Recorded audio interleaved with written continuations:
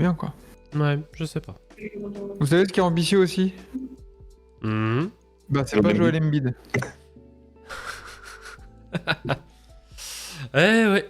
Joel Embiid, du coup, qui devait donner sa réponse. Je crois que c'était avant le 10 octobre, ou le 6 octobre, C'est je ça. sais plus. Avant le 10. Avant le 10 octobre, qui devait donner sa réponse à l'équipe de France. Savoir s'il s'engageait avec ou pas pour les JO de 2024, notamment. En tout cas, pour toutes les compétitions internationales. Et bah, au final, il a décidé de rendre honneur au pays qui a accueilli son fils, hein, donc la naissance de son fils, c'est-à-dire les États-Unis d'Amérique. Bon, moi je trouve qu'il y a beaucoup de bruit autour de ça. Pour rien. Pour moi, c'est une décision, même si qui me déçoit en soi, entre guillemets, hein, parce que c'est vrai que j'aurais beaucoup aimé le voir sous les maillots de l'équipe de France, vu qu'il peut se le permettre. On l'a appelé à plusieurs reprises, hein, Joël le Français. Mais pour moi, c'est une décision qui est plus que logique. Enfin, il a fait une bonne partie maintenant de sa vie aux États-Unis. Il y a son gamin qui est né aux États-Unis, sa femme est américaine. Voilà, quoi. Ouais, c'est ça, c'est une perte sportive, on peut pas le nier. C'est relou sportivement, mais en vrai de vrai, ça aurait été beaucoup plus scandaleux qu'il soit naturalisé français, entre guillemets, et qu'il joue pour l'équipe de France, sachant que, en termes de racines, j'ai peut-être plus de racines en Belgique que lui, il en a en France, tu vois. Genre, c'est bon, voilà, quoi.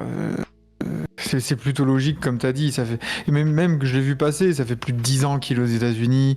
Comme tu as dit, son fils est né là-bas. Vas-y, c'est bon, quoi. Ouais, c'est pour ça, moi je trouve que c'est une décision assez logique. Alors, il y en a qui disent, ouais, de toute façon, c'est une girouette, il choisit la facilité, etc. Ok, bon, on peut dire qu'il choisit la facilité, mais en même temps, nous, l'équipe de France, on s'est clairement pas aidé à la tâche avec la compétition qu'on s'est fait cet été. Donc, je pense qu'il attendait juste ça, voir s'il y avait une certitude avec l'équipe de France sur ce mondial. Bon, on a vu ce que ça a donné. Et je pense que ça... Voilà, à partir de ce moment-là, je pense que sa décision était déjà prise dans sa tête. Et en plus, à côté, il va évoluer à côté de mecs qu'il connaît déjà bien depuis des années, avec qui il a déjà plus ou moins joué à quelques reprises. Je pense notamment, bon, c'est pas les mêmes contextes, mais des All-Star Games, etc. Voilà, il y a toute une mentalité aussi qu'il y a autour, avec l'équipe des États-Unis. Donc voilà, il a évolué dans le système américain, donc moi je trouve ça plus que logique qu'il s'engage avec Team USA, quoi. Enfin, moi, il n'y a aucune surprise. C'est clair. Toi, Quentin, là-dessus?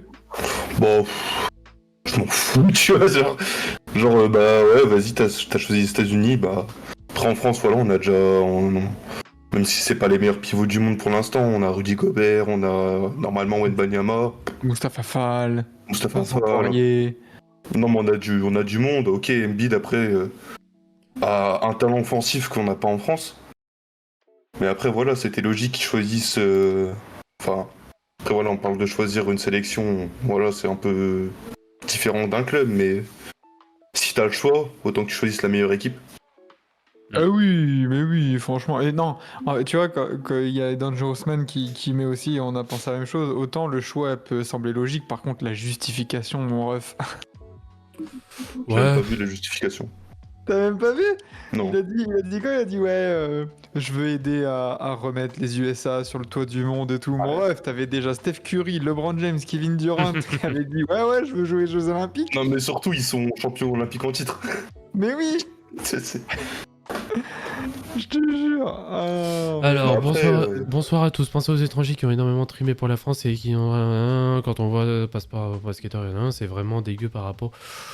Je suis désolé, BBF Toons, c'est légèrement démago, là, ce que tu dis. Ah, et puis c'est clairement pas la même chose.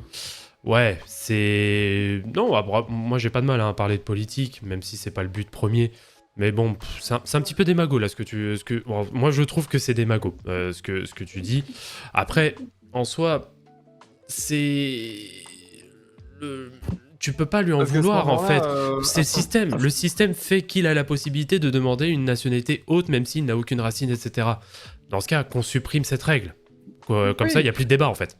Et après, tu vois, BBF, tu mets par rapport à ceux qui travaillent en France et tout ça.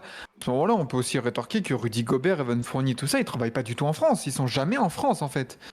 Donc, oui, ils ont la nationalité, mais tu vois, tu prends.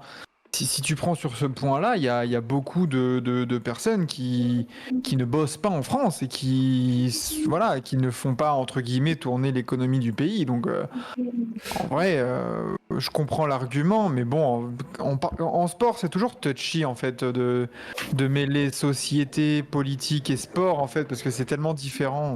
Bah, c'est pas forcément touchy, mais comment dire, c'est des choses qui sont plus ou moins différentes, on va dire. Et enfin, ouais, c'est compliqué à poser des mots. Non, c'est surtout que je les trouve pas. Mais par rapport à des gens, en effet, il y a forcément une notion aussi, qu'elle soit financière, qu'elle soit politique, etc., etc. On sait très bien que de toute façon, le système est fait comme ça. Donc, Bien sûr. qu'on va dire qu'on sort de nos gonds avec le sujet Embiid, moi je trouve ça légèrement démago. Après, je dis pas que la cause n'est pas mauvaise, ou en tout cas que les arguments sont mauvais. Mais bon, on en a vu d'autres en équipe de France. Il y a eu des naturalisés auparavant. Alors peut-être qu'ils avaient un peu plus d'appartenance, on va dire, avec la France. Mais Typiquement, Terry Tarpey, hein. Terry Tarpey, ça fait déjà quelques temps qu'il est dans le championnat de France et tout, donc c'est beaucoup plus cohérent. Il y avait aussi des rumeurs là cet été de notre ami le meneur Holston là, pour qu'il prenne la nationalité aussi. Voilà, ça fait des années et des années qu'il évolue dans le championnat français, donc là en effet ça aurait été un petit peu plus logique pour le coup. Mais bon, c'est... moi j'ai pas de réel avis. À partir du moment, de toute façon, où si t'as le système qui le permet, je vois pas pourquoi en fait on fait tous ces débats-là. Dans ce cas, on supprime cette règle et comme ça il y a plus de débat et peut-être qu'en effet ce sera plus équitable ou un peu plus équilibré peut-être vis-à-vis de tout le monde. Mais cette règle-là joue aussi pour des pays. Je pense notamment à la Macédoine, je pense aux Philippines. Je pense à des pays comme ça qui ont recours justement aussi à des naturalisations de joueurs qui n'ont absolument rien à voir avec le pays, mais qui leur permettent d'avoir des résultats sportifs à côté. Bon, faut peser le pour et le contre. Ah bah oui, moi je suis complètement d'accord avec ça. Puis BF il est aussi d'accord, faut enlever ce tabou de naturaliser. Enfin, je sais pas s'il faut enlever ce tabou ou juste enlever cette règle, tout simplement. Voilà, genre t'es né en France, tu joues pour l'équipe où... En fait, il faudrait dire, tu joues pour l'équipe nationale du pays où tu es né. Je veux dire, à un moment donné, Joel Embiid, pourquoi il change aussi de pays? Parce que le Cameroun, il y a très peu de chances pour un compétiteur comme lui d'aller choper un truc. Mais en soi, c'est aussi ça la roulette russe, la roue de la vie, c'est que des fois, t'as pas de chance, entre guillemets. C'est que t'as des domaines où, je sais pas moi... Lewandowski au foot, c'est un super attaquant. Le pauvre, il est polonais, quoi. Donc tu sais que, ouais, mon pote, ça va être compliqué, quoi. Encore pire, Haaland. Ouais.